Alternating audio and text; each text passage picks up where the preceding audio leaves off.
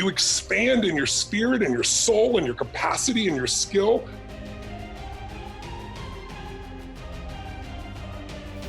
This could be the greatest time you ever live if you control what you focus on, if you find a more empowering meaning, and if you decide to model the actions of those who succeeded before you. It can be the best financial time, the best emotional time of your life, but you better take control of your state. And if you think you're gonna do it just by today, you're wrong. You're gonna need to get yourself some rituals. Right now, every one of you in this room is controlled by your rituals. I don't just mean this one, I mean every morning you get up. I know your body, I can look at your body right now, and I can guess your rituals. Some of you, your rituals to work out 5 times a week, I can see it clearly. 4 to 6 times a week, it's obvious. Because you couldn't look like that if you didn't do that. Some form of workout, I don't care if it's walking, lifting, whatever. Some of you, it's obvious that lifting weights is part of it. You can see by that man's muscles. I know what his rituals are, because your life comes from your rituals. If you don't develop the ritual, you're kidding yourself. And there are rituals that put you in state, and there are rituals that take you out of state. You have rituals in your relationship, you have rituals with your body, you have rituals around your finances, and the rituals that worked in the reaping time of fall in the markets and in business and in real estate, those rituals won't work now. If you do the right thing at the wrong time, you get pain. We all have the ability to better ourselves and our lives. What it takes to do that is discipline. The first and possibly the most important step in doing that is to develop positive rituals for yourself and then to follow them.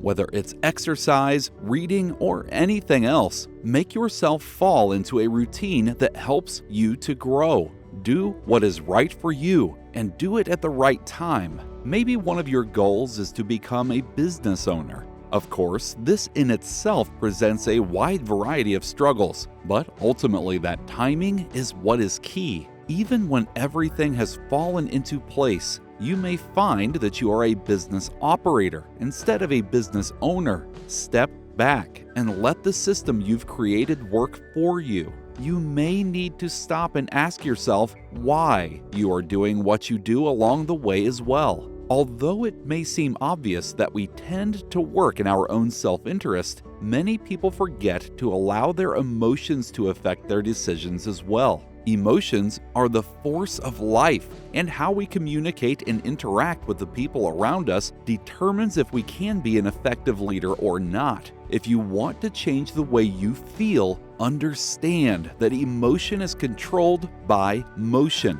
But before you get moving, take some time out for yourself every morning to visualize your success. Prime yourself for a productive day and utilize discipline to make that dream into a reality.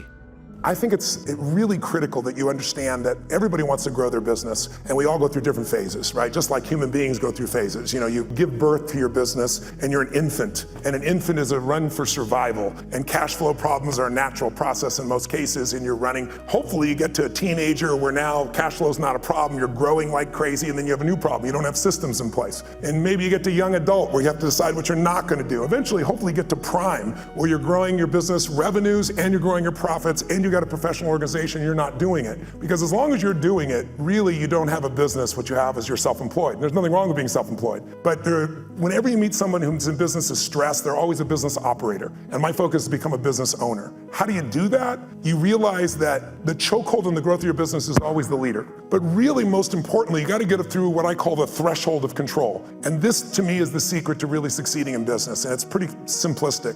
I'm the why guy. I don't know why you do what you do. What is your motive for action? What is it that drives you in your life today, not 10 years ago, or are you running the same pattern? Because I believe that the invisible force of internal drive activated is the most important thing in the world. I'm here because I believe emotion is the force of life. All of us here have great minds. And with our minds, we can rationalize anything, we can make anything happen. I agree with what was described a few days ago about this idea that people work in their self-interest. You don't work in your self-interest all the time. Because when emotion comes into it, the wiring changes in the way it functions. And so it's wonderful for us to think intellectually about how the life of the world is, and especially those who are very smart. We can play this game in our head, but I really want to know what's driving you. And what I'd like to maybe invite you to do by the end of this talk is explore where you are today for 2 reasons. 1, so that you can contribute more. And 2, so that hopefully we can not just understand other people more, but maybe appreciate them more and create the kinds of connections that can stop some of the challenges that we face in our society today. They're only going to get magnified by the very technology that's connecting us,